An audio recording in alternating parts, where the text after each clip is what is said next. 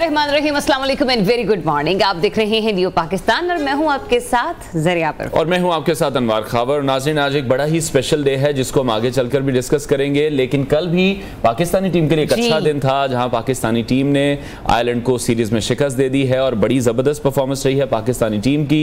शाहीन की अगर हम बात करें, बाबर बड़ा अच्छा खेले हैं और बाबर की जो स्लो बैटिंग की लोग बात करते थे, एक ही ओवर में उन्होंने 6 छक्के लगा के जो उनके नाकदीन हैं उनका मुंह बंद करने की कोशिश तो अब की है। तो कहीं ना कहीं पाकिस्तानी टीम वापस अपनी फॉर्म में आती हुई भी दिखाई दे रही है। बाबर के छक्के हों और अनवर आप रश्क ना खाएं तो इम्पॉसिबल है। तो बाबर के जब छक्के हमने देखे तो उसके बाद उसको कहते हैं ना कि अपने मुखालिफिन के छक्के वो तो छुड़ा ही रहे थे, उसके अलावा वो लोग जो कि अनवार से इस बात पे बहस कर रहे होते कि बाबर ने कप्तान होकर फलानी सीरीज जो थी वो तो जीती, लेकिन कोई वर्ल्ड कप अपने नाम नहीं किया, कोई फलाना कप अपने नाम किया, तो वहां पर थोड़ा सा ना जो अनवार के सेंटिमेंट्स हैं वो थोड़े से जाग जाते। तो मेरे ख्याल से उनके नाकदीन को मुंह तोड़ जवाब देने के लिए अब अनवार बुरी तैयारी के साथ बैठ गए हैं। उसमें यही बात है ना कि फिर टीम वर्क भी होना चाहिए। बाबर अकेले क्या करें, मुझे बताएं जितने रिकॉर्ड्स हैं वो बाबर अपने नाम कर रहे हैं। विराट कोहली को उन्होंने पीछे छोड़ दिया 50s बनाने में, और बाबर की ही कप्तानी में पाकिस्तान ने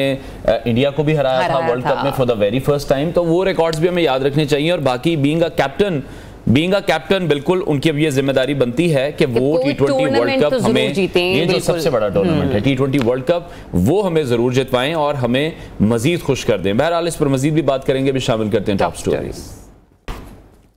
न्यू की 9 साल मुकम्मल, जबर के खिलाफ हक और सच का सफर जारी। दुबई में पाकिस्तानियों की 11 अरब डॉलर की जायदाद का इंकशाफ। हुकूमत ने अदालती उमूर में मुदाखलत मुस्तरद कर दी। और सूरह अल असर पर पाकिस्तानी नौजवानों की मुनफरिद फिल्म।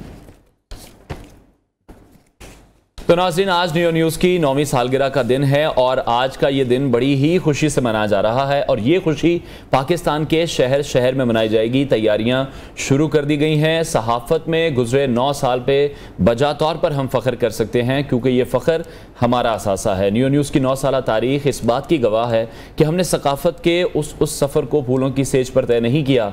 9 साल का सफ़र जो है वो बेमिसाल है, लाजवाल है, और न्यू न्यूज़ आप तमाम लोगों को हर वक्त बर वक्त बाखबर रखता रहा है और हमने हमेशा यही कोशिश की है कि हम हर खबर की तह तक पहुँचें, सब तक उनकी आवाज़ पहुँचाएँ, आपकी आवाज़ पहुँचाएँ। जुल्म सहे हैं, जबर सहे हैं, पाबंदियाँ भी बहुत सी बर्दाश्त की हैं, लेकिन सहाफ़ती उसूलों पर कभी भी समझौता नहीं किया गया। बिल्कुल, एतबार और एतमाद का सफ़र जो है वो अभी भी जारी है और इंशाल्लाह ताउम्र जारी रहेगा क्योंकि हम हैं न्यू न्यूज़, पाकिस्तानियों की आवाज़। अच्छा, मुझे तो इस चैनल को ज्वाइन किए हुए तकरीबन कुछ 6 माह का अरसा हुआ है, लेकिन अनवार माशाल्लाह आप यहाँ पे पिछले 9 सालों से काम कर रहे हैं और ये कभी भी किसी चैनल के लिए ऐसा होता है कि जो उसके सहाफ़ी होते हैं या उसके एंकर्स होते हैं वो इतने साल किसी इदारे के साथ वाबस्ता रहे हैं। हमने बहुत से प्राइवेट इदारों में देखा है कि जहाँ पर मैं 3 बड़े चैनल्स का नाम लूंगी कि जियो, ARY और इसके अलावा दुनिया टीवी, ये वो इदारे कि जहां पर हमने जर्नलिस्ट को और एंकर्स को बहुत अरसे तक काम करके देखा। आपका ओवरऑल एक्सपीरियंस कैसा रहा है 9 साल का, क्योंकि कुछ तो ऐसा था जिसने आपको इस चैनल के साथ इंटैक्ट किए रखा। बिल्कुल ऐसे ही है। वो जो एक आप कहते हैं ना एक बॉन्ड बन जाता आपका टीम के साथ, चैनल के साथ, और जो हमारे एग्जीक्यूटिव डायरेक्टर न्यूज़ हैं, डायरेक्टर न्यूज़ हैं, फिर chairman Nai Baat media network professor doctor Chaudhry Abdul Rahman, जिन्हें हम स्क्रीन पर भी देख रहे हैं, तो उनकी शफकत है, उनका प्यार है और जो चीज़ें उन्होंने हमें सिखाई हैं, मेरा ख्याल है बड़ी ज़बरदस्त तरीके से ये सफ़र जारी रहा है। बड़े ही प्यार से उन्होंने एम्प्लॉय वाली फील उन्होंने कभी नहीं आने दी है और उन्होंने कंप्लीट हमें, जिसे कहते हैं ना कि आपको एक पूरी तरह से उन्होंने कहा कि आप देखें आपको कैसे काम करना है। कभी उन्होंने ये नहीं कहा कि यार फ्री विल के साथ आपको, फ्री विल के साथ, बिल्कुल ऐसे ही है। और मेरा ख्याल है यही सबसे बेहतर तरीका है जब आप अपनी सलाहियतों को भी दिखा सकते हैं या मनवा सकते हैं। कोई आप पर प्रेशर नहीं है, कोई आप पर बर्डन नहीं है। जैसे कि हम देखते हैं बाकी चैनल्स में आपको रेटिंग्स के बड़े मसाइल का सामना करना पड़ता है। मैंने खुद 2-3 जगहों पे प्रोग्राम्स किए हैं। मैंने मॉर्निंग शो खैर पाकिस्तान टेलीविजन न्यूज़ के साथ भी किया और उसके अलावा मैं एक और प्राइवेट चैनल पर भी एक ब्रंच शो करी थी।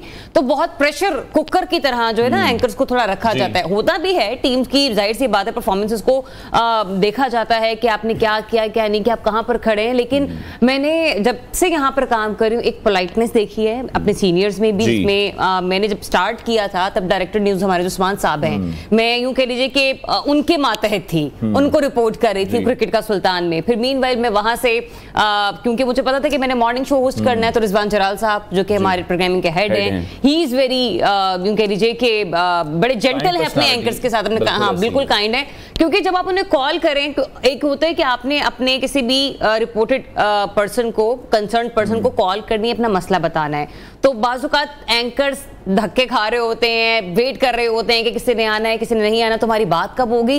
तो जब आपको मैसेज करने पर जो रिस्पांस मिलता है ना, और आप एक छोटी सी बात भी इजीली बता रहे होते हैं कि ये मसला हो गया, इसको प्लीज ऐसे हैंडल कर दे, तो वो इजीली हो जाता है। बिल्कुल, स्पेशली नसरुल्लाह मलिक साहब, जिनको कभी मैं अपने प्रोग्राम्स में तज्जियाकार के तौर पर, सीन तज्जियाकार के तौर पर लिया करती थी, तो नसरुल्लाह मलिक साहब की भी बड़ी ही एक दूसरे कहते हैं ना कि शफकत वाली पर्सनैलिटी है। तो मुझे तो यही वाइब आती है यहाँ पर, वो एक जुमला नहीं होता, नहीं अल्लाह लोग ये जो है ना नियो की फैमिली, ये तकरीबन ऐसी है कि बड़े ही वो तो कहते हैं सादा तबीयत के लोग होते हैं। हाँ, बहुत डाउन टू अर्थ है। और इन्हीं तमाम चीजों की वजह से मेरा ख्याल है वो 9 साल मेरे भी यहाँ पर कट गए हैं। अदरवाइज मेरा नहीं ख्याल कहीं पर मेरा कोई टेम्परामेंट भी शायद इस तरह से बर्दाश्त किया जाता। और वैसे फवाद को नहीं भूलना चाहिए। बिल्कुल बिल्कुल, फवाद जो हमारे सीनियर एंकर और अब CFO भी हैं, COO भी हैं बिल्कुल एक्चुअली, तो वो भी, उनकी भी कॉन्ट्रीब्यूशंस जो है वो न्यू में डेफिनेटली लाइक तहसीन, और बड़े अच्छे दोस्त हैं मेरे, और एनडीयू भी हमने साथ किया। तो ये नहीं पता था कि एनडीयू के वर्कशॉप करने के बाद हम एक इदारे में एक साथ काम करेंगे। तो बिल्कुल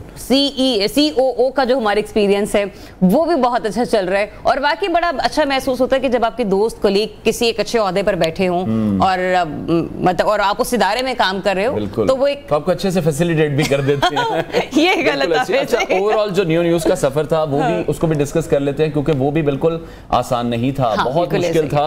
बहुत बार इस सफर में पाबंदियां भी लगी हैं हक की आवाज बुलंद करने के लिए। इस सफर में सब लोग ही गवाह हैं, क्योंकि काफी बार ऐसा ये तो आप सही तरह बता सकते हैं ना, क्योंकि 9 साल का तजुर्बा है। जब भी गवर्नमेंट के कुछ ना कुछ मसाइल आते थे, क्योंकि जब आप सहाफती उसूलों पर समझौता नहीं करते हैं तो फिर आपको उसका खुमियाजा भी भुगतना पड़ता है। वो हमने भुगता भी था, और फिर हमने बार बार देखा कि किस तरह से नियो को बंद भी किया गया। लेकिन फिर वही बात है कि पूरा चैनल, तमाम स्टाफ के लोग, जो चेयरमैन हैं हमारे, वो भी अपने मौके पर डटे रहे हैं। हमने वो बंदिश बर्दाश्त कर ली थी, लेकिन अपने मौके से पीछे नहीं हटे थे। और किसी भी चैनल के लिए बहुत ज्यादा इंपॉर्टेंट होता है जो उसके एड्स इंपॉर्टेंट होते हैं। जाहिर बात है कमाई का भी एक जरिया है, बट अगेन हमने देखा कि उस पर भी वो जिसे कहते हैं ना कि कुर्बानी दी गई, उस पर भी कोई कॉम्प्रोमाइज नहीं किया गया, और उन तमाम चीजों को भी नजरअंदाज कर दिया गया। फिर साथ ही साथ कोशिश यही की जाती रही कि बर वक्त खबरें पहुंचाई जाएं, दुरुस्त खबरें पहुंचाई जाएं, और इस काम को हमने बड़े ही जबरदस्त तरीके से किया। बड़े हमारे ऐसे प्रोग्राम्स हैं जो लोगों को बहुत ज्यादा पसंद भी आते हैं। बिल्कुल ऐसे ही। और दूसरी चीज हमारा शो भी शामिल है। बिल्कुल है जी। और इसके कुछ सेगमेंट्स तो ऐसे हैं जो कि लोगों को बहुत ही ज्यादा पसंद हैं, जिसके फीडबैक्स भी हमें अक्सर आते रहते हैं। लोगों को हेल्थ का सेगमेंट बहुत पसंद है, वो जो हम चुलबुली स्टोरीज अपने व्यूअर्स के साथ शेयर कर रहे होते हैं, वो लोगों को बहुत पसंद आती हैं। इवन कि मेरे अपने फादर इन लॉ मुझे कहते हैं, बेटा आज का प्रोग्राम मेरे से मिस हो गया था, तो आज कोई अगर इंटरेस्टिंग सी स्टोरी की हो तो वो लिंक मुझे शेयर कर देना।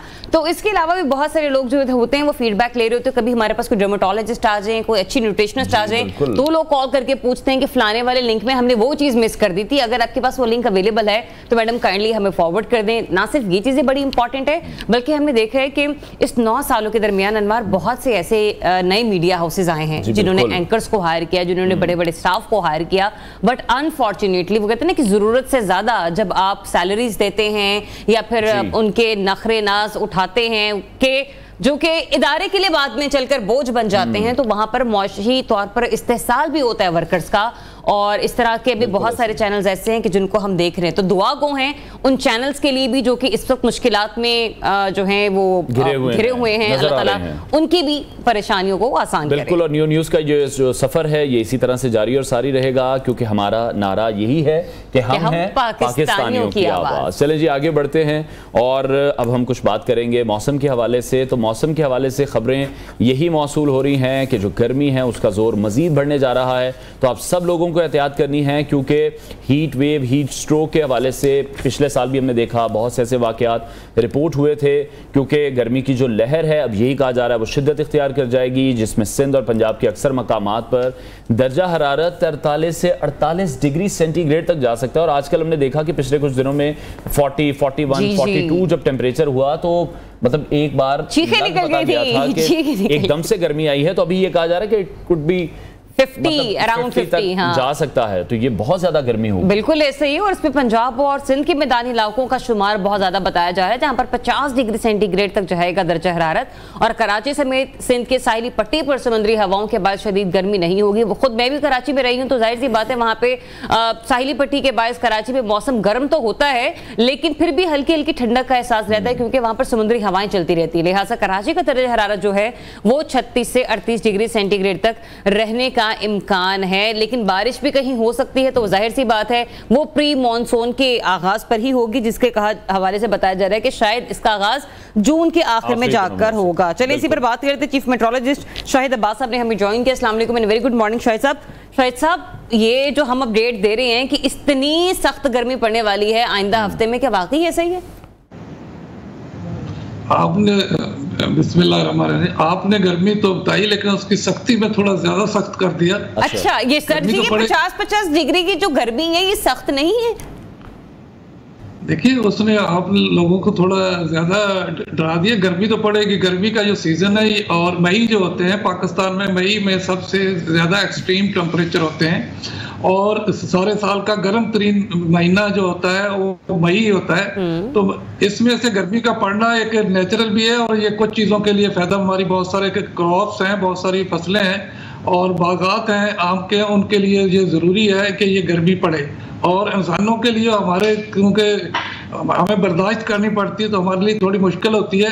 लेकिन ये है कि अगले 10 दिनों में बारिश का कोई खास इम्कान नहीं है। टेम्परेचर लगातार बढ़ेंगे। लाहौर और इर्द गिर्द में टेम्परेचर जो है 44 या 45 हो जाएगा, और लाहौर में 44 और 45 काफ़ी गर्म होता है। लेकिन अगर हम रिकॉर्ड की बात करें तो लाहौर, कराची और फैसलाबाद, इनका रिकॉर्ड जो है हाईएस्ट मैक्सिमम का हिस्ट्री में वो 48 है। ठीक है। और मुल्तान का 50 है और नवाबशाह 52 है। तो वो जो रिकॉर्ड है उनको टच करने या ब्रेक करने के वाली गर्मी तो नहीं होगी, लेकिन अच्छी खासी गर्मी होगी। और दूसरा उसमें से एक फैक्टर ये है कि आने वाले 2-3 दिन के बाद हवा में नमी का तनासब बहुत कम हो जाएगा। जब हवा में नमी का तनासब कम हो जाता है तो हवा बिल्कुल खुश्क और ड्राई हो जाएगी। और लाहौर और इर्द गिर्द में तो है कि दिन के वक्त नमी 5% के करीब चले जाएगी। जब ये नमी का तनासब कम होगा तो ये पौधों के लिए भी बहुत खतरनाक होती है, और हमें जो है बहुत ज़्यादा पानी की ज़रूरत होगी, प्यास लगती है उससे, और स्किन के ऊपर जो है उसकी इफेक्ट्स होते हैं। उसको मॉइस्चर रखने के लिए हमें पानी का या किसी और मॉइस्चराइजर का इस्तेमाल करना पड़ेगा। इस गर्मी और इस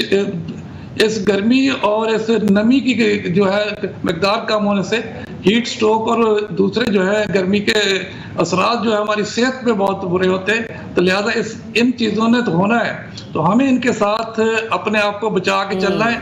दिन को 11 बजे से लेकर 4 बजे तक जो इसकी शिद्दत ज़्यादा होगी तो उससे हम कोशिश करें कि जो अवॉइड कर सकते हैं बाहर निकलने से थोड़ा अवॉइड करें। अगर मजबूरन निकलना पड़ता है तो फिर सर को ढांपें और अपने साथ पानी का इंतजाम ज़रूर करें। ठीक हो गया। तो शायद साहब इन बिटवीन आपको लगता है कि कोई बारिशों का एक स्पेल भी हो सकता है? लाहौर इर्द गिर्द में तो नहीं, शुमाली इलाकों में शायद हो जाए। इसमें तो ब्रेक ही है। इसमें से अगले 10 दिन तक 25-26 तारीख तक तो कोई ऐसा नहीं है। गर्मी रहेगी और परसिस्ट करेगी, और इसका ये कि जो रात के टेम्परेचर है सुबह के टाइम वो भी राइज करेंगे। अब उससे रात में जो थोड़ी सी कंफर्टनेस आ जाती है, वो रात के टेम्परेचर भी हो सकता है कि 28 या 30 तक चले जाए सुबह के। तो फिर रात पूरी भी गर्म रहेगी और दिन भी गर्म रहेगा। गर्मी का दौरानिया भी बढ़ेगा और शिद्दत भी बढ़ेगी। ठीक है। और जो शुमाली इलाका जात में आप कह रहे हैं कि बारिशें होंगी, वहां के लिए क्या एडवाइजरी है जो हमारे टूरिस्ट हैं उनके लिए? देखिए वहाँ उनमें ये होता है कि इन दिनों में जो प्री मानसून में या मई में, अप्रैल में या जून में बारिशें होती तो उनमें से ये होता है कि हवा में एक तो नमी का तनासब कम होने की वजह से बारिश की मिकदार बहुत ज्यादा नहीं होती। दूसरा ये होता है कि जहाँ वो सिस्टम बनता है तो वहाँ तेज शावर होता है, और अगर पहाड़ी इलाकों में थोड़ी मकदार में भी बारिश हो या बहुत ज्यादा ना भी हो तो तेज शावर से वो पानी का रेला बन जाता है और फ्लैश फ्लडिंग हो जाती है वो सोड़े इलाके में। दूसरा लैंड स्लाइडिंग के, और तीसरा ये होता है बिजली के गरज चमक के साथ बिजली गिरने के वाकयात में इजाफा होता है इन जो प्री मानसून के होते हैं दिन, क्योंकि तेजी से टेम्परेचर बढ़ते है उसके नतीजे में ये बिजली का गरज चमक और बिजली का पड़ना और ज़ालाबारी, ये तीन चीज़ों का इजाफा हो जाता है इन सीजन में। तो उन इलाकों में इन चीज़ों का एहतियात की बड़ी ज़रूरत है, लैंड स्लाइडिंग की और थोड़ी सी फ्लैश फ्लडिंग की। अच्छा शाहिद साहब, जिस तरीके से आप सिंध और पंजाब के मैदानी इलाकों में बता रहे हैं ना कि थोड़ी सी गर्मी जरा ज़्यादा हो जाएगी तो लोग एहतियात करें, फिर आप प्लांट्स के हवाले से भी जिक्र कर रहे थे, मुझे ये बताइएगा क्योंकि बड़ी ईद भी करीब आ रही है और कुछ लोगों ने तो हमने देखा है कि जानवर लेकर उनको रखना भी शुरू कर दिया है, तो ऐसे में पौधों के हवाले से और घर में रखे गए जानवरों के हवाले से क्या एहतियात आप बताएंगे?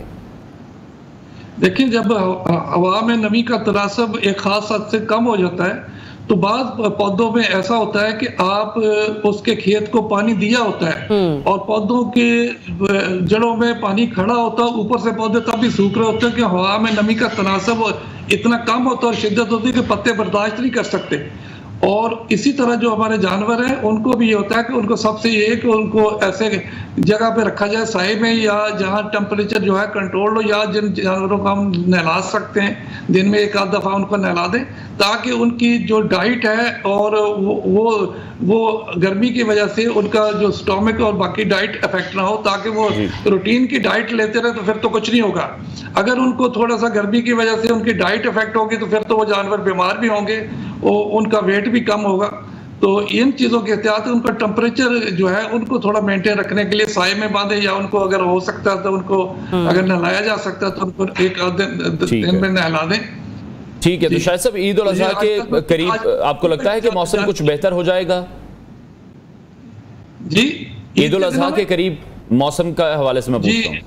देखिए, जब जून आता है, ईद आएगी मिड जून के बाद जी, तो 20 के करीब, तो मिड जून तक हवा में नमी का तनासब बढ़ना शुरू हो जाता है। उसमें से टेम्परेचर एक्सट्रीम जो होते हैं, जैसे मैंने पहले अर्ज किया कि सिर्फ मई में होते हैं, जून में टेम्परेचर इससे कम होना शुरू हो जाते हैं नमी की वजह से, और नमी का तनासब भी बढ़ने लग जाता है। तो फिर गर्मी जो होती है उसकी फेज थोड़ा चेंज होता है, उसमें से पसीना ज्यादा आता है, हबस होता है, लेकिन गर्मी की शिद्दत और प्यास की शिद्दत जो है, ये दो फैक्टर जो है ये कम हो जाते हैं, तो उसमें होगा। और उसमें से फिर ये होता है कि हमारी मानसून का इफेक्ट जो है वो आना शुरू हो जाता है, और उसमें से साउथ ईस्ट विंड के साथ प्री मानसून की बारिशें बाद दफा मिड जो है जून में हो जाती हैं। तो लेकिन ये मई वाली गर्मी की शिद्दत नहीं होगी ईद के दिनों में। ठीक है, बहुत शुक्रिया आपका शाहिद अब्बास साहब अपना वक्त देने के लिए। लेकिन मई में तो शिद्दत ज्यादा होगी, लेकिन आगे चलकर ईद पर थोड़ा सा बेहतर जो है वो मौसम का एहसास हमें मिलेगा। यानी अपना बहुत सारा ख्याल रखें आप लोग भी, और कोशिश कीजिए ज़्यादा से ज़्यादा पानी पिएं,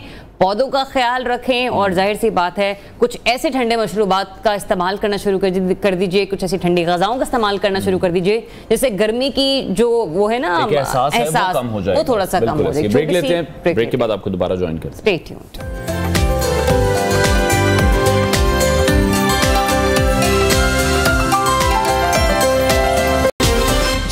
तो वेलकम बैक वंस अगेन। और आयरलैंड के खिलाफ तीसरे T20 मैच में पाकिस्तानी टीम ने खूब अच्छा परफॉर्मेंस दिखाई, और फिर हमने देखा कि किस तरह से उन्होंने सीरीज को अपने नाम कर लिया। लेकिन अच्छी बात यह है कि बाबर के हवाले से जो लोगों के तासुरात हुआ करते थे, खासी हद तक बाबर वो चेंज करने में कामयाब हुए हैं, क्योंकि बाबर ने कल 75 रन स्कोर किए हैं। अनवार, ये स्पेशली आपके लिए है, और 6 छक्के मारे हैं, ठीक है, और 4 छक्के बिल्कुल उन्होंने एक ओवर में मारे हैं। और इसके अलावा हम अगर ओवरऑल बात करें तो रिजवान ने भी बड़ा अच्छा परफॉर्मेंस दिखाई है, और रिजवान जो है वो 56 रन बनाकर नुमाया रहे हैं, जबकि उन्होंने 4 चौके मारे हैं। तो यार ये कमाल ही कर दिया है इन दोनों ने कल मिलकर। एक अच्छी जोड़ी की जो पार्टनरशिप थी वो हमें देखने को मिली। लेकिन इसके बरक्स अगर हम दूसरी टीम को देखें तो वहां पर भी एक ऐसे बैटर हैं कि जिन्होंने 73 रन स्कोर किए, और वो थे लॉर्कन, लेकिन मैं ये हैरान हूँ, जो आप और मैं मेकअप रूम में बात कर रहे थे कि हमारे लड़कों ने इतना भी स्कोर इनको कैसे करने दिया 107। बिल्कुल ऐसे ही है, बट अगेन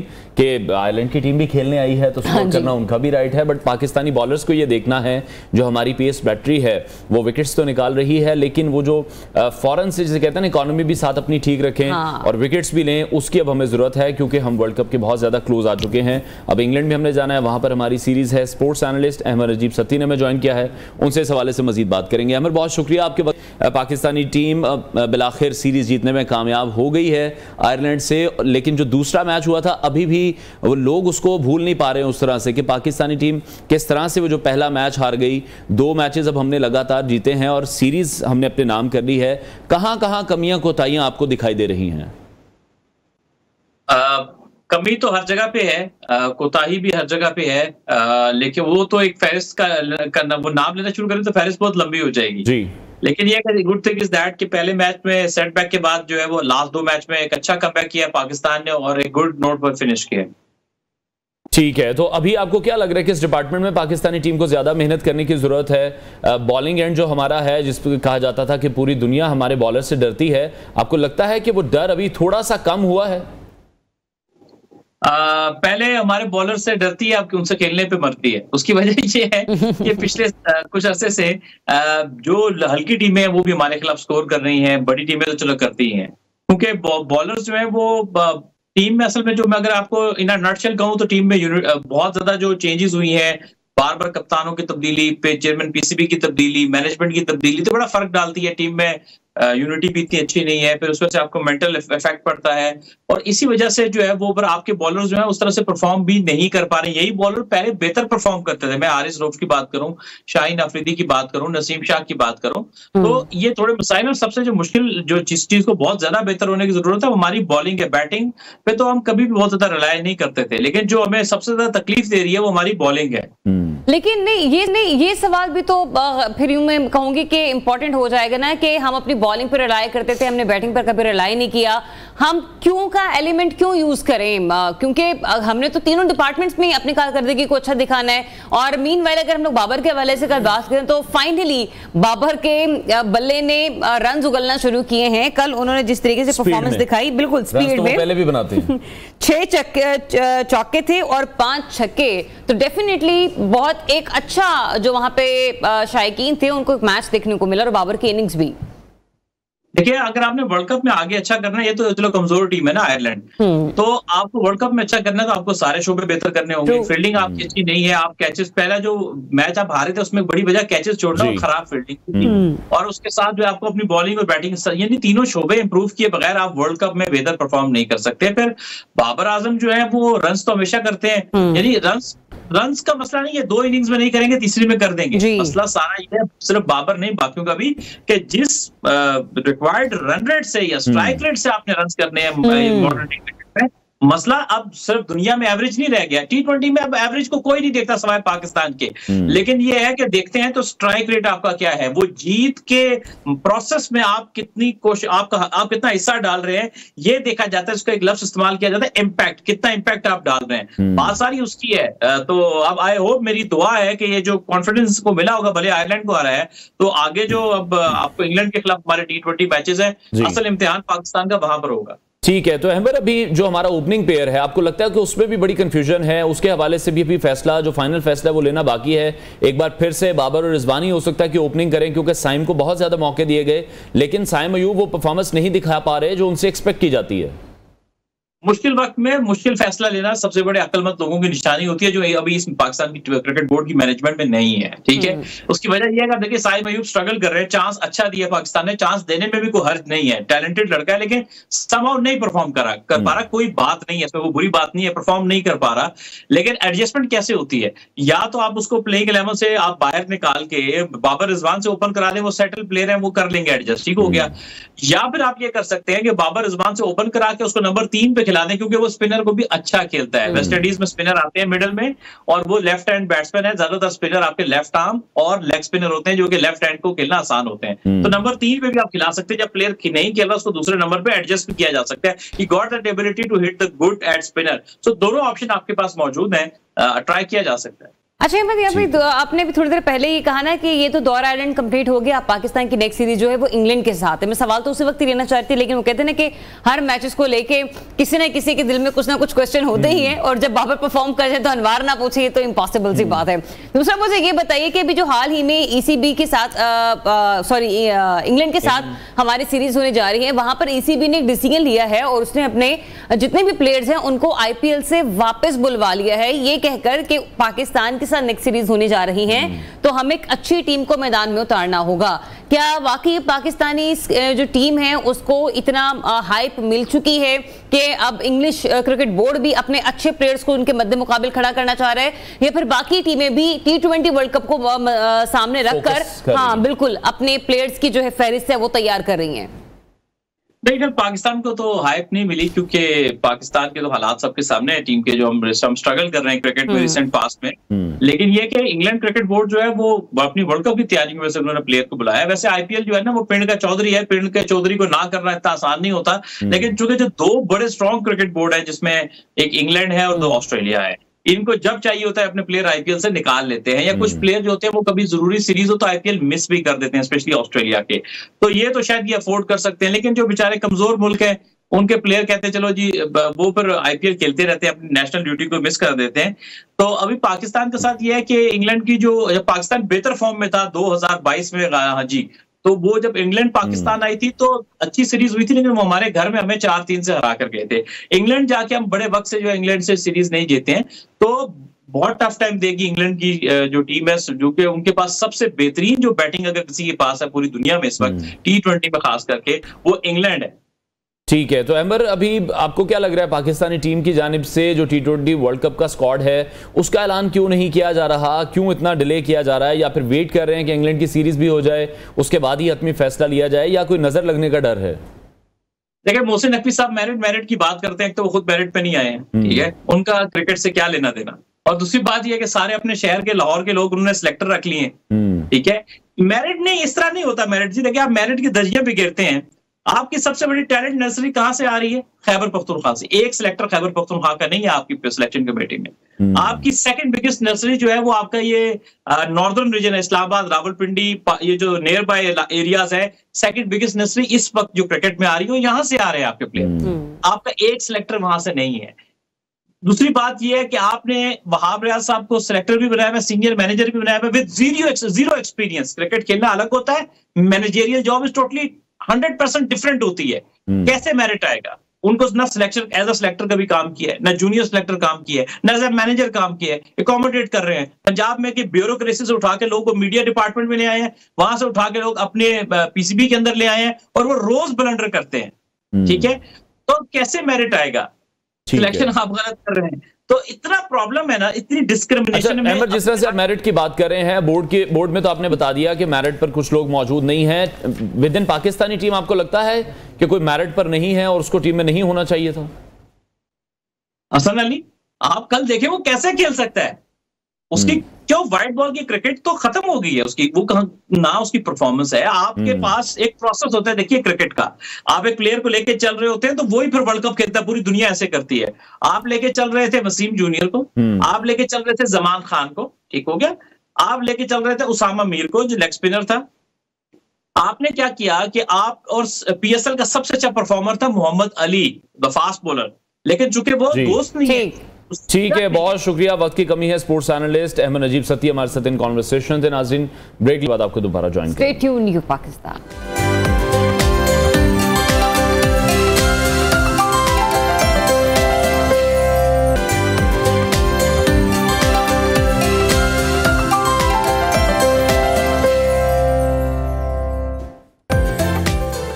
वंस अगेन, और एक इंटरेस्टिंग सी स्टोरी हम आपके साथ शेयर करने लगे हैं, क्योंकि हम सभी ने आसमान से बारिश होते हुए देखी है और ये भी देखा है कि पैसों की बरसात हो रही हो, लेकिन कुछ अनोखा भी हुआ है इस बार। ना पैसे बरसे ना बारिश बरसे, हमने देखा कि आसमान से मछलियां बरसना शुरू हो गई हैं। मछलियों की बरसात भी दिखाई दी हमें कहीं पर।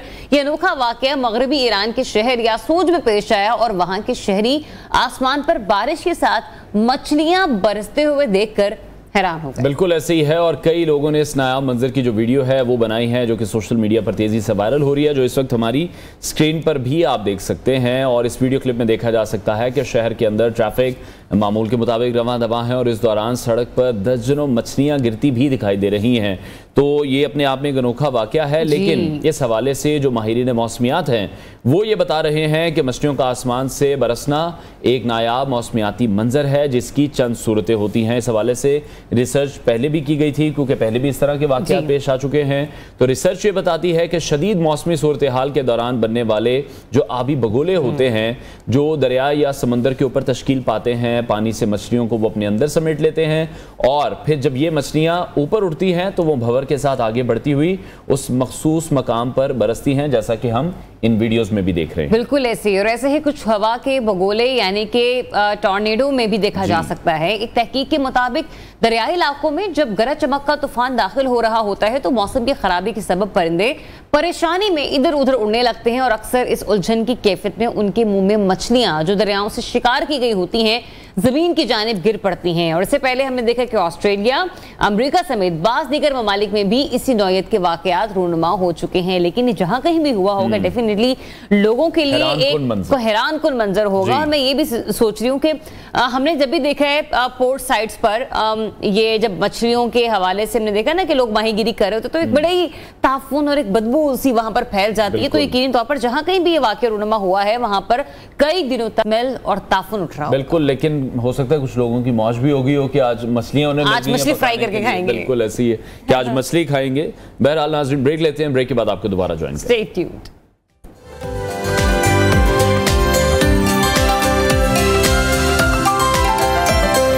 अभी एक ब्रेकिंग आपके साथ शेयर करेंगे जो कि है कराची से, जहां पर मैट्रिक के इम्तिहानात मजाक बन कर रह गए हैं। मुसलसल आज 8वां पर्चा भी वक्त से पहले आउट हो गया है। आज स्टूडेंट्स का बायोलॉजी का पर्चा था जो कि वक्त से पहले लीक हो गया, और ये कोई पहले दिन का वाकया नहीं है। आज 8वां रोज है कि जिस दिन हम आपको रिपोर्ट कर रहे हैं। बिल्कुल ऐसे ही है, 8 रोज गुजर चुके हैं, 8 पर्चे आउट हो चुके हैं, लेकिन सिंध इंतजामिया और जो हमारा एक तालीम का भी निज़ाम है, उनके जो मिनिस्टर्स हैं वो पता नहीं कहाँ पर गायब हैं, और क्या उनकी मसरूफियात हैं या क्या उनकी प्रायोरिटीज़ हैं कि इस इशू को कोई भी एड्रेस नहीं कर रहा है, कोई भी इसको सीरियसली नहीं ले रहा है।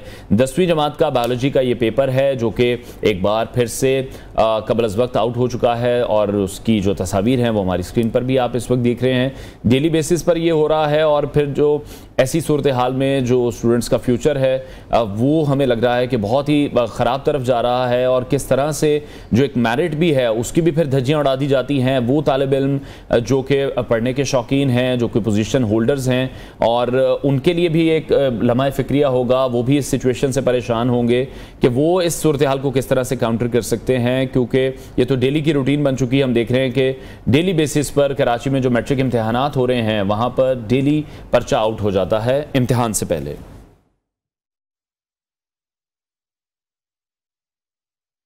ब्रेक लेते हैं, ब्रेक के बाद आपको दोबारा ज्वाइन करें। Stay tuned.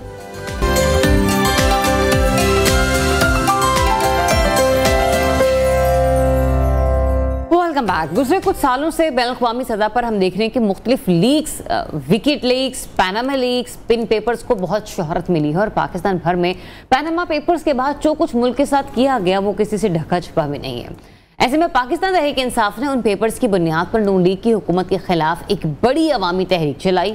अदालतों में ये उन पैनामा पेपर्स को बुनियाद बनाकर केसेस किए गए, मगर अगर आज हम देखें तो अब ये केसेस खत्म हो चुके हैं, और इसके कुछ नतीजा हमने ये देखा है कि मुल्क की बेहतरी के लिए तो नहीं बरामद हुआ, अलबत्ता आलमी इस्टेब्लिशमेंट ने अपने कुछ अगराज़ व मकासद जरूर हासिल किए। और अब प्रॉपर्टी लीक्स मंजर आम पर आई हैं, और इन लीक्स में दुबई में गैर मुल्कियों की तकरीबन 4 अरब डॉलर्स की जायदादों का इंकशाफ हुआ। बिल्कुल, जिसमें पाकिस्तानियों की भी 11 अरब डॉलर की जायदादें शामिल हैं, और जिसमें बहुत सारी हुकूमती शख्सियात भी शामिल हैं।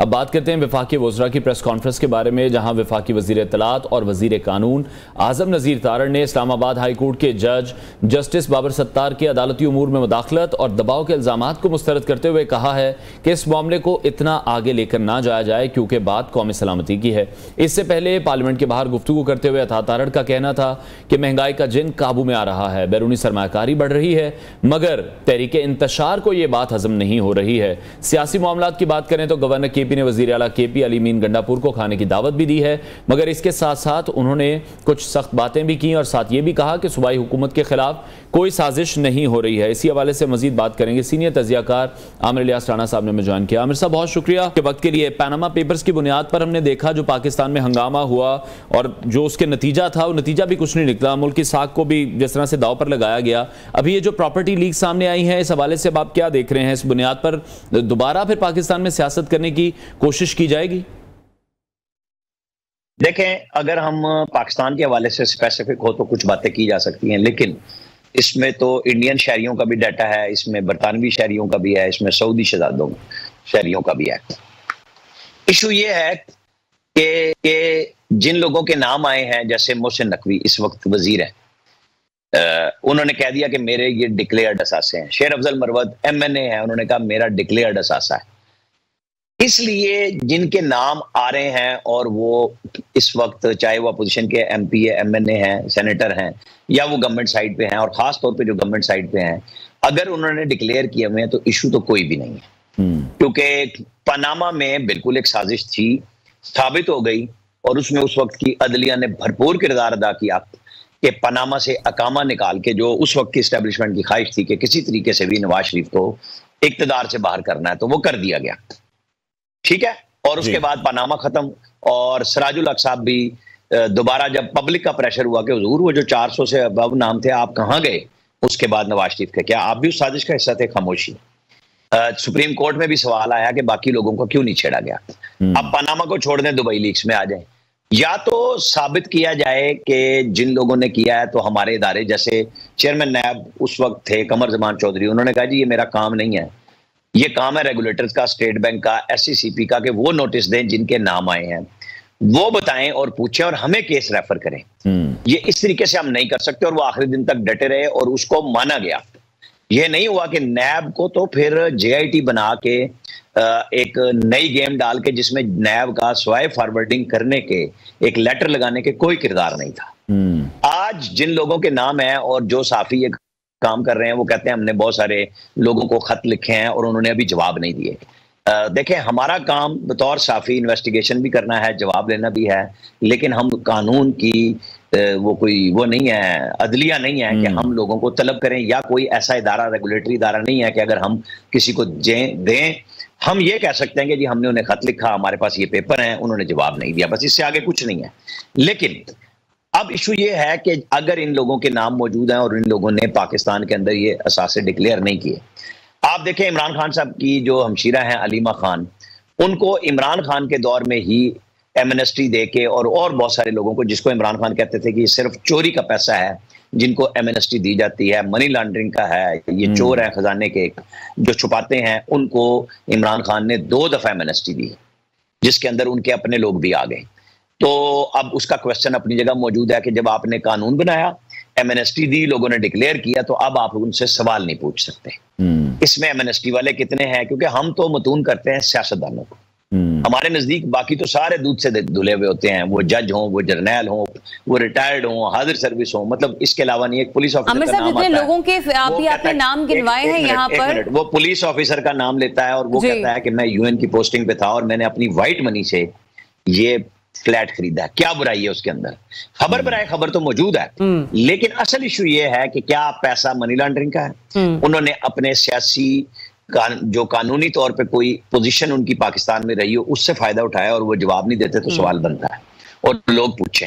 कारोबारी लोग हैं, वो अगर अपने एसेट्स बता चुके हुए हैं कागजात में कहीं, तो वो फिर बेशक SCCP और बाकी सारे इदारे, पहले भी सुप्रीम कोर्ट ने एक और लीक में आया था नाम, सबको नोटिस किया, किसी ने जवाब ही नहीं दिया, क्योंकि कानूनी तौर पे पाबंद नहीं है। अब जैसे हुसैन नवाज का नाम इसके अंदर है दुबई में, तो क्या लीक है कि उनकी वो डिक्लेयर प्रॉपर्टी है और वो बरतानवी शहरी हैं? क्वेश्चन ये है कि क्या उन्होंने पाकिस्तान में कुछ छुपाया है? फिर तो जरूरी बात है कि जी अब आप यहाँ सियासत कर रहे हैं, आप कारोबार कर रहे हैं। वो शुरू से ही कारोबार पाकिस्तान से बाहर कर रहे हैं। यही वजह थी, पहले कहते थे इनके बच्चे कारोबार करते हैं, ये पैसे कमाते हैं, जब इनके बच्चे बाहर चले गए तो के बाहर कारोबार करते हैं। भाई, क्या किसी बिजनेसमैन, किसी सियासतदान का जीने का हक नहीं है कि वो कारोबार करे? हाँ, इललिजिटिमेट मनी अगर मौजूद है जिसके शवाहिद हों कि ये पाकिस्तान से गए हैं, उसके ऊपर कॉग्निजेंस भी बनती है और लेकिन आमिर साहब सवाल यहीं पर तो ये बनता है ना, आप ये कह रहे हैं कि उनको पूरा राइट है कि वो बाहर जाकर कारोबार कर सकते हैं, लेकिन वही हुक्मरान ही जाकर बाहर कारोबार करने में कामयाब होते हैं जो कि साबिक़ा दौरे हुकूमत में किसी न किसी ओहदे पर रहे होते हैं। एक तरफ हम ये कह रहे हैं कि सऊदी सरमायाकारी है जो कि $10 बिलियन की है, जो कि पाकिस्तान में होनी चाहिए, $11 अरब के तो ये असासे निकल आए हैं। अगर तो ये डिक्लेयर्ड नहीं है और ये गैर कानूनी तरीके से बनाए गए हैं, तो आपको नहीं लगता कि पाकिस्तानियों का इन असासों के ऊपर कोई हक है, ये पैसा पाकिस्तान में आना चाहिए? ये हम बातों के लिए तो बहुत अच्छी बात है कि है, पर जो एवन फील्ड्स अपार्टमेंट्स हैं उनमें क्या हुआ? सुप्रीम कोर्ट, JIT क्या निकाला? एक लिंक नहीं साबित कर सके, एक रकम नहीं साबित कर सके कि पाकिस्तान से गई है। कोई एक महीनों की तफ्तीशें, हजारों प्रोग्राम टेलीविजन के, मुझे बताएं क्या निकला उसमें से, सिवाय इसके कि एक फैमिली को मतून करना था, कर दिया। आज जब इनके नाम आए हैं, बिल्कुल इन जर्नलिस्टों ने जिस तरीके से भी लिए हैं, जवाब तब बनेगा अगर वो सरकारी उम्माल रहे हैं और उन्होंने, जैसे अब एक पुलिस ऑफिसर का नाम आया, उसने बता दिया कि मेरे पास तो ये UN से पैसे आए थे, मैं पोस्टिंग पे गया था और मैंने फ्लैट ले लिया। क्या बुरा है इसमें? डिक्लेयर किया हुआ हो तो फिर क्वेश्चन सिर्फ उनका बनेगा जिन्होंने डिक्लेयर नहीं किया, जैसे अलीमा खान का मैंने नाम दिया और उन्होंने एमनेस्टी ली, तो उसके अंदर आप उनको बुरा कह सकते हैं। ये तो जो हुमायूं खान फैमिली है, इनके एक भाई ने भी जो PMLN के सेनेटर बने थे और डुअल नेशनल हो गए थे, उनको फारिग कर दिया था जी, उन्होंने भी एक एमनेस्टी में पैसे डिक्लेयर किए थे। लेकिन आमिर साहब, आप नहीं ये समझते कि जब भी कोई इस तरह की न्यूज सामने आती है, वो ममालिक जो हमारी मदद कर रहे हैं, क्या ये सवाल रेज नहीं करेंगे कि जो तमाम हुकूमती शख्सियात हैं जिनके असासे वो जायज असासे हों, वो डिक्लेयर्ड असासे हों, कि वो लोग खुद हमसे तो मुलाकात करते हैं कि वो हम पाकिस्तान में इन्वेस्ट करें, जैसे मैं सऊदी डेलीगेशन की बात कर रहा हूं, लेकिन खुद के $11 अरब किसी और मुल्क में इन्वेस्ट कर रहे हैं, तो इन्हें चाहिए कि पाकिस्तान में इन्वेस्ट करें? नहीं, देखें, अब आप हर चीज को अगर $11 अरब एक टोटल तखमीना लगाया गया और कितने लोगों का लगाया गया, क्या वो सरकारी हुकाम है? किसी ने अपने मतलब आसिफ अली जरदारी या बिलावल भुट्टो या इनकी फैमिली के जो एसेट्स हैं, उनको आप ये डिक्लेयर करना शुरू कर दें कि जी, जैसे अब उनके वालिद का, हाकिम जरदारी का, पेरिस में एक वो पैलेस है पेरिस के अंदर और वो डिक्लेयर्ड है सालों से, तो क्या आप हर पाकिस्तानी को कहेंगे कि जो बाहर रह रहा बेच के यहाँ आ जाए ताकि इन्वेस्टमेंट कर ले? आप नहीं कर सकते।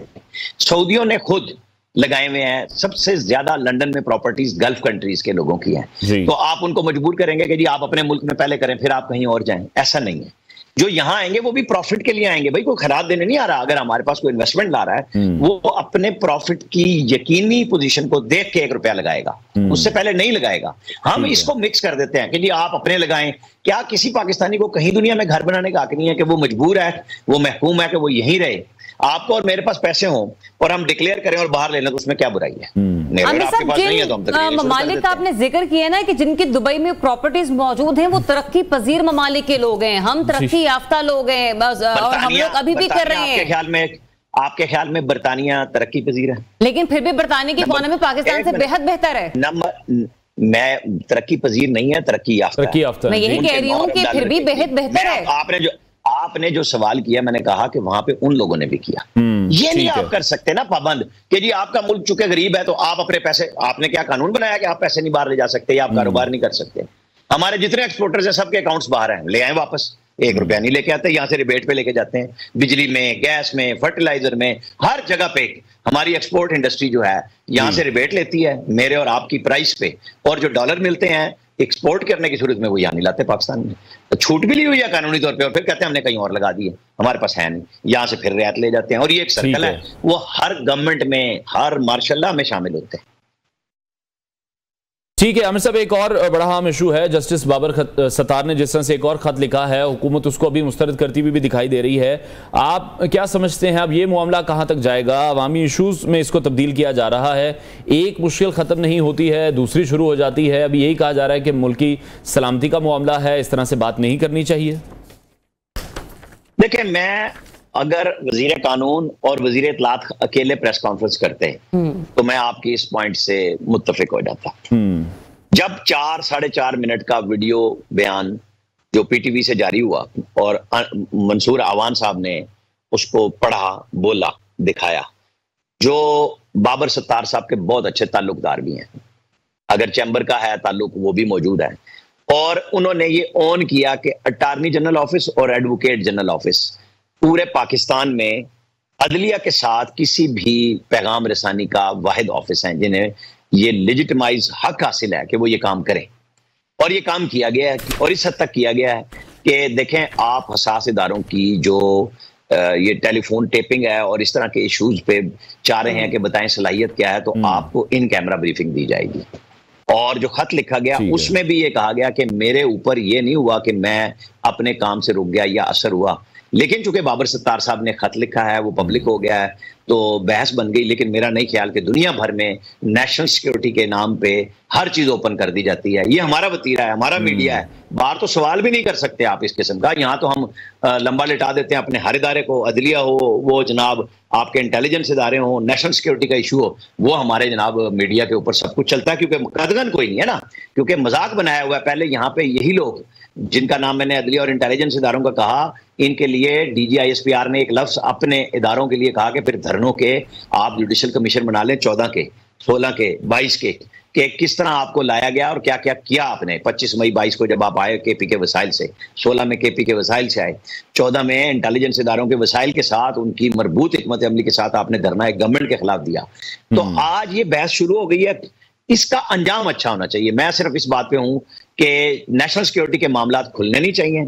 जजेस ने अब जब तौहीन अदालत के नोटिस इशू कर दिए हैं तो फिर इस मामले को हल होने दें। सहाफियों को भी नोटिस हो गए हैं, इदारों को भी हो गए हैं, 2 हफ्ते के लिए नोटिस हो गए हैं। ना करते वो कह देते ठीक है, इस तरह जज साहिबान कहते हैं 1 घंटे में पेश हो वरना हम यूनिफॉर्म उतार देंगे, आधे घंटे में आए, तो ये कर लेते ना सबको कि तमाम सहाफी भी।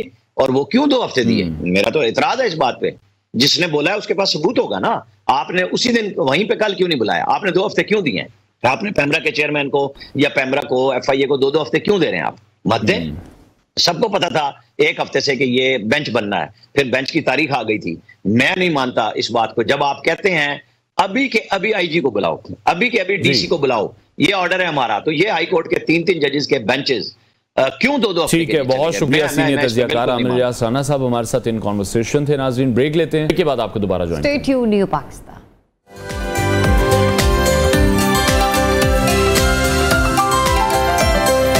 और अभी हम खबर आपके साथ शेयर करें कि पाकिस्तान स्टॉक मार्केट में एक नई तारीख रकम हुई है। 100 इंडेक्स पहली बार 75,000 की नफसियाती हद उबूर कर चुका है। 100 इंडेक्स 528 पॉइंट्स इजाफे से 75,059 पर ट्रेड कर रहा है। पाकिस्तान स्टॉक मार्केट में एक बार फिर से आज नई तारीख रकम हुई, जिसके बाद 100 इंडेक्स पहली बार 75,000 की नफसियाती हद को उबूर कर गया है और 100 इंडेक्स 528 पॉइंट्स इजाफे से 75,059 पर ट्रेड कर रहा है। अपडेट कर रहे हैं आपको इस्लाम खबर के हवाले से। 100 इंडेक्स 528 पॉइंट्स इजाफे से 75,059 पर ट्रेड कर रहा है। पाकिस्तान स्टॉक मार्केट में नई तारीख रकम हुई है जहां 100 इंडेक्स पहली बार 75,000 की नफसियाती हद उबूर कर गया है।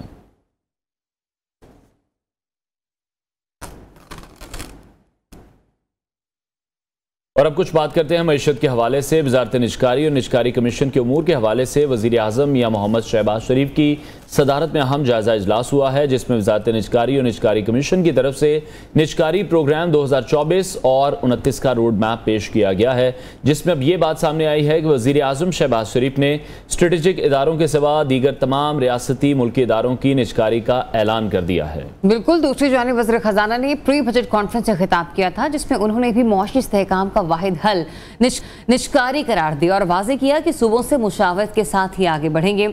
अब उन्होंने इस बात का पैगाम दिया है कि 24वां IMF प्रोग्राम जो है उसमें टैक्स के बुनियादी ढांचे में तब्दीलियां ना की गई तो हमें 25वें प्रोग्राम में जाना पड़ेगा। तो पाकिस्तान ने IMF को मौशी इस्लाहाती एजेंडे की तरजीहात से आगाह कर दिया है, जबकि कौमी खजाने पर बोझ बनने वाले हुकूमती मिल्कियती इदारों में इस्लाहात या निजकारी एजेंडे का हिस्सा है। बिल्कुल, और इसके अलावा ताजरों की रजिस्ट्रेशन, मईशत को दस्तावेजी और डिजिटल बनाना भी बुनियादी एजेंडे में शामिल है। इसके साथ साथ आपको बताते चलें कि पाकिस्तान स्टॉक एक्सचेंज मुसलसल रिकॉर्ड कायम कर रही है। कल हमने देखा था कि 100 इंडेक्स 74,000 की सतह उबूर कर गया था और आज 100 इंडेक्स 75,059 पर ट्रेड करता हुआ हमें दिखाई दे रहा है। अच्छा, इस मौसमी सूरत हाल के हवाले से तो हम डिटेल में आगे चलकर कॉन्वर्सेशन करेंगे। एक अहम खबर है, उस हवाले से आपको जरूर आगाह करना चाहेंगे कि योब में शहीद मेजर बाबर नियाजी की नमाज जनाजा अदा कर दी गई है। ये सब बताना है ISPR का। और मेजर बाबर नियाज़ी शहीद की नमाज जनाजा योब कैंट में अदा की गई है। शहीद को मुकम्मल फौजी एजाज़ के साथ आबाई शहर में सुपर्द खाक किया जाएगा, जबकि मुसल्लह अफवाज अमन व इस्तेहकाम को सबोताश करने की कोशिशों को नाकाम बनाने के लिए पुरअज़्म है। ये आयादा किया गया। एक बार फिर से पाक अफवाज की जानिब से दहशतगर्दी के खिलाफ जंग जारी रहेगी, इस अज़्म को भी एक बार फिर से दोहराया गया। तो ये अपडेट हम आप तक पहुँचा रहे हैं कि योब में शहीद मेजर बाबर नियाज़ी की नमाज जनाजा तमाम फौजी एजाज़ात के साथ अदा कर दी गई है। और अब बात करेंगे माहिर मईशत डॉक्टर खाकान नजीब ने हमें ज्वाइन किया है। डॉक्टर साहब, बहुत शुक्रिया आपके वक्त के लिए। वज़ीर आज़म ने जिस तरह से स्ट्रेटेजिक इदारों के अलावा जो तमाम रियासती इदारे हैं उनकी निजकारी का ऐलान किया है, आपको क्या लग रहा है वज़ीर आज़म के इस ऐलान को, इस स्टेप को आप किस तरह से देख रहे हैं? इतना आसान है ये मरहला? देखिए, पाकिस्तान के पास इस वक्त मेजर जो फुटप्रिंट है गवर्नमेंट ऑफ पाकिस्तान का, वो इन सब जगहों पे एग्जिस्ट करता है। चाहे वो फाइनेंशियल हो, इंफ्रास्ट्रक्चर हो, रेलवे चला रहे हैं, PIA चला रहे हैं, सारा एनर्जी सेक्टर जो है वो चला रहे हैं, सारे डिसीजन ले रहे हैं। इन सब ने हमें यहाँ ला खड़ा किया है कि जो टॉप 10 हमारे लॉस मेकिंग है वो उन्होंने पिछले साल 730 अरब रुपए का नुकसान किया। अब आप फैसला कर लीजिए कि ये आपने चलाते रहना है सब कुछ, या आपने कोशिश करनी है कि इन नुकसानात से निकल सकें। मेरा ख्याल है 85 कमर्शियल एंटिटीज़ हैं, उनकी आगे 83 कमर्शियल सब्सिडरीज हैं। बट जो बड़े अदारे हैं, सारे discos, PIA, railway, insurance companies, इन पे आपने ये डिसीजन लेना है। मेरा नहीं ख्याल कि स्टेट के पास ये कैपेसिटी है कि वो किसी तरह भी इन अदारों को चला सके। रियल एस्टेट भी है हमारे पास, industrial asset, steel mill, heavy electric complex, banks, first payment bank, insurance companies. So you know, कोई कह रहा है कि इंश्योरेंस कंपनी जो है वो एक स्ट्रेटेजिक एसेट है। मैं तो नहीं समझ सकता कि कोई भी इंश्योरेंस सेक्टर जो है जिसने आपको इंश्योरेंस देनी है गाड़ी की, वो स्ट्रेटेजिक एसेट कैसे हो गया पाकिस्तान का? एनीवे, इसी तरह सारे डिस्कोस, जेनकोस, ये सारे आपके पास हैं। This is not going to be an easy way out, because privatization में इनके कई ऐसे एसेट्स होंगे जो कि टाइड अप होंगे गवर्नमेंट्स के साथ, यानी कि प्रॉपर्टीज टाइड अप होंगी। सो आप उनको अलहदा करेंगे, इनकी क्लीन अप करना है, फिर सेक्टोरल इश्यूज हैं, पर ये सब ओवरकम तो करने पड़ेंगे। इनकी टाइम फ्रेम सही दें, जैसे भी हमने क्या PIA हम जून में कर देंगे।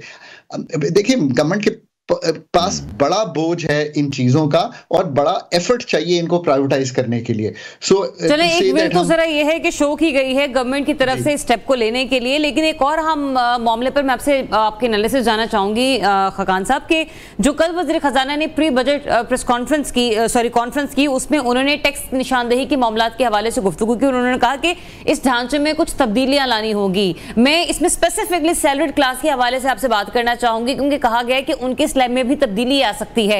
आपके सोर्सेस क्या बताते हैं कि क्या सैलरीड क्लास पर मजीद ज्यादा टैक्स लगाए जा सकते हैं, या फिर जो कि अब तक सैलरीड आवाम ही पिसती चली आई है उनके लिए थोड़ी सी आसानियां पैदा करके शराफियों पर भी टैक्सेस लगाए जा सकते हैं?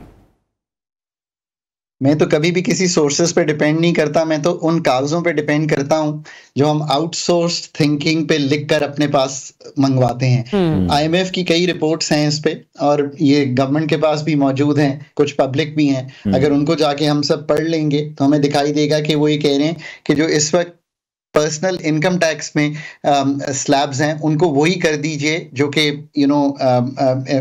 हम मैन्युफैक्चरिंग में यूज़ करते हैं, यानी कि वो जो आपस की तफरीक है। इसका मतलब ये है कि आपका 1 लाख रुपए पे मेरा ख्याल है 2500 रुपए टैक्स लगता है। अगर यही कोई कंपनी हो, AOP हो, तो उसका शायद 15% है, तो उसको 15% पे ले जाइए।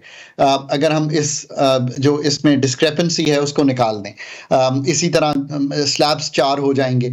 सो अगेन ये it is for us. IMF ने तो अपनी रिपोर्ट लिख दी है, IMF ने तो हमें बता दिया है कि वो क्या चाहते हैं। वो 2% ऑफ टैक्सेशन पाकिस्तान पे चाहते हैं। वो पॉलिसी जो चाहते हैं, इसके अलावा भी सेल्स टैक्स में एग्जेम्पशंस उड़ाने में, जैसे आप कह रही हैं, ये सब चीज़ जो आ रही है ये IMF की जो रिपोर्ट्स हैं पाकिस्तान में, उन्होंने 2021 में भी पाकिस्तान पे एक टैक्स असेसमेंट की थी।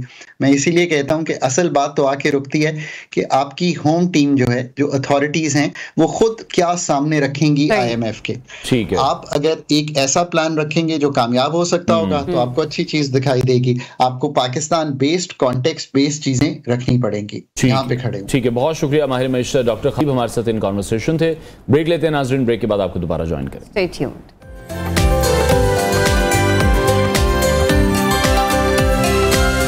Back to new Pakistan. और जो मनाजिर अभी आपने हमारी स्क्रीन पर देखे हैं उसको आज हम डिस्कस करने जा रहे हैं, जहां पर हम ये बात करते हैं शॉर्ट फिल्म्स के हवाले से। तो फिल्म एक ऐसा मीडियम है जिससे पैगाम बहुत तेज़ी से फैलता है, और अब हम देख रहे हैं कि हमारे हाथ में जिस तरह से मोबाइल फ़ोन्स मौजूद हैं, छोटी रील्स हम देखते हैं या शॉर्ट फिल्म्स हम देखते हैं, तो एक अच्छा खासा इम्पैक्ट हम पर रखती हैं। आज स्टूडियो में हमारे साथ कुछ ऐसे ख़ास मेहमान भी मौजूद हैं जिनसे हम आपकी मुलाकात भी कराने जा रहे हैं, जो कि हालिया दिनों में लम्स की रिलीजियस सोसाइटी के ये नौजवान हैं जिन्होंने सूरह असर के टॉपिक पर एक शॉर्ट फिल्म बनाई है। कैसा उनका एक्सपीरियंस रहा, कहां से उन्हें ये ख्याल आया, आज हम उनसे जानेंगे। बिल्कुल ऐसे ही हम स्टूडियो में ज्वाइन कर रहे हैं सारिब गिलानी, और इसके अलावा रेयान बेग हमें ज्वाइन कर रहे हैं, साथ ही साथ अहमद नवीद भी स्टूडियो में हमारे साथ मौजूद हैं। तो जरा बैक टू बैक सभी की तरफ आते हैं, क्योंकि आप लोगों ने बताया तो था कि आप लोग खुद से क्या करते हैं, लेकिन रेयान से स्टार्ट करते हैं। रेयान, आपकी क्या पार्टिसिपेशन रही है इस शॉर्ट फिल्म की प्रोडक्शन में? इसकी जो स्क्रिप्ट थी ना, ये ऑलरेडी लिखी गई थी, और सानिम भाई is a senior of hours, तो उन्होंने अपने सोफोमोर ईयर के अंदर ये स्क्रिप्ट लिख ली थी इसकी। मेरा जो है ना ये एक्सपर्टीज़ है कि मुझे फिल्म मेकिंग और उसकी प्रोडक्शन का ऑलरेडी थोड़ा अंदाज़ा था। तो मैं जब यूनिवर्सिटी में आया था ना, तो मैंने सानिम भाई वाले से बात की थी, तो उन्होंने तब मुझे कहा कि अच्छा हम इस्लामिक फिल्म वगैरह बनाना चाह रहे हैं, तो वुड यू बी इंटरेस्टेड, क्योंकि उनको कोई मिल नहीं रहा। सारिम भाई से मुझे लग रहा है कि सारिम आपके सीनियर है? जी जी सीनियर है। सीनियर है। सारिम, आपको ये आइडिया कहाँ से आया? बिल्कुल, मैं एक रैंडमली सूरह असर की तफसीर के ऊपर एक वीडियो लेक्चर देख रहा था। अच्छा। 5 मिनट की वीडियो थी, लेकिन मैं इतना इंटरेस्टेड हुआ कि फिर मैंने 4 घंटे की उसकी सीरीज देखी, और मैं फैसिनेट हुआ कि ये 3 आयतों की सूरह के अंदर इतनी डेप्थ कैसे मौजूद हो सकती है। और फिर बस उसी को मैंने ट्रांसलेट करने की कोशिश की कि अब जब मुझे पता चल गया कि मैं बाकियों के साथ कैसे शेयर करूँ, तो फिर मैंने ये स्क्रिप्ट लिखने का सोचा था। ठीक है, तो ओवरऑल फिर कैसा एक्सपीरियंस रहा ये? शानदार। मैं तकरीबन 8-10 साल से थिएटर और फिल्म इंडस्ट्री के उनके साथ काम कर रहा हूँ डिफरेंट प्रोजेक्ट्स के ऊपर, लेकिन ये बहुत ही स्पेशल था इन टर्म्स ऑफ जो आप कहते हैं ना कि गैबी मदद आपको महसूस होती है, प्रमोशन के हवाले से भी, लॉजिस्टिक्स के हवाले से भी, फाइनेंसिंग के हवाले से भी। तो मेरा तो बेस्ट प्रोजेक्ट था। ठीक है, तो अहमद इसमें लीड रोल कर रहे हैं। अहमद, आपका एक्सपीरियंस कैसा रहा, और जो राइटर हैं कितनी कुछ सख्ती उन्होंने फिर आप पर की है, क्योंकि जब भी सीन फिल्माए जा रहे होते हैं तो बड़ी मुश्किल तो पेश आती है वहाँ पर भी। असल में सारिम भाई खुद मेरे मेंटोर हैं, तो लाइक मेरा लम्स के अंदर पहला experience with theatre with film making Sarim भाई के थ्रू ही था। ठीक है, तो इन्होंने मुझे रीच आउट किया था कि ये मेरे पास एक स्क्रिप्ट है और ये character very well suits you, तो आपने इसको प्ले करना है। ठीक है, तो लाइक विदाउट थिंकिंग ट्वाइस मैंने कहा आई विल डू इट। तो अब इसका एक्सपीरियंस इसलिए डिफरेंट था कि मैं थिएटर करता आ रहा हूँ बहुत देर से, तो जिस टाइप के रोल्स हम थिएटर में देखते आ रहे हैं या वैसे नॉर्मल टिपिकल फिल्म्स के अंदर देखते आ रहे हैं, it was very different from that. जो मेरा कैरेक्टर था वो थोड़ा सा नॉन रिलीजियस टाइप का था, और हम उसकी जर्नी पे जा रहे हैं कि like how he discovers religion और how he rediscovers the definition of success and happiness. ठीक है, तो उस स्पेसिफिक के अंदर लाइक जब उसको मैंने प्ले किया तो वो एक बहुत ज़्यादा सेल्फ फुलफिलमेंट वाला भी एक एस्पेक्ट उसके अंदर आ रहा था।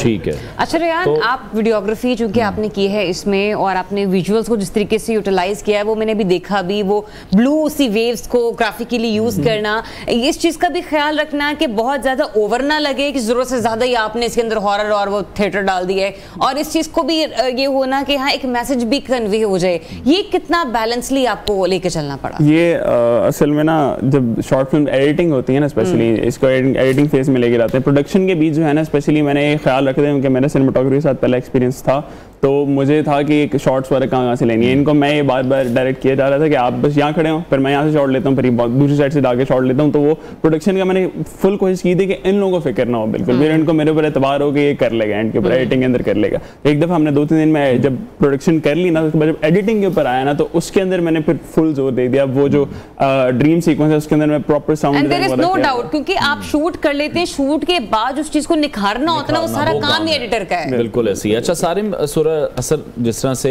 अब इसकी तशरीह की बात करें या तफसीर की बात करें तो उस पर किताबें लिखी जा सकती हैं, आपने स्पेसिफिकली किस पॉइंट पर काम किया है? बिल्कुल, 2 कॉन्सेप्ट जिनसे मैं खुद बहुत मुतासिर हुआ वो ये था कि कामयाबी किस तरह से हम समझते हैं, दौलत, शोहरत, पैसे और दुनियावी चीज़ें, और कुरान का कैसे डिफरेंट पर्सपेक्टिव है कामयाबी के ऊपर, और उससे हैप्पीनेस का क्या ताल्लुक है कि एक हैप्पीनेस जो हम एक चीज़ समझते हैं कि ये सारी हम कामयाब हो जाएं फिर हम खुश हो जाएंगे, बजाय इसके कि हैप्पीनेस के बजाय कुरान में कंटेंटमेंट के ऊपर ज़्यादा फोकस किया गया कि हैप्पीनेस एक ऐसी चीज़ नहीं है जो हम अपने पास रख सकें या हम गैदर कर सकें, बल्कि ये तो अल्लाह ताला की अता की गई चीज़ है।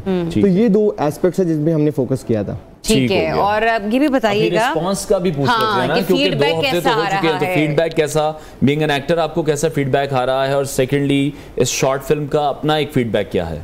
तो बेसिकली हमें 1.5 हफ्ते के अंदर अप्रॉक्सीमेटली 1.5 लाख व्यूज़ मिले थे, जिसके अंदर हमारी लम्स रिलीजियस सोसाइटी के यूट्यूब पेज और उनके इंस्टाग्राम चैनल्स के थ्रू हमने इसको प्रमोट किया था।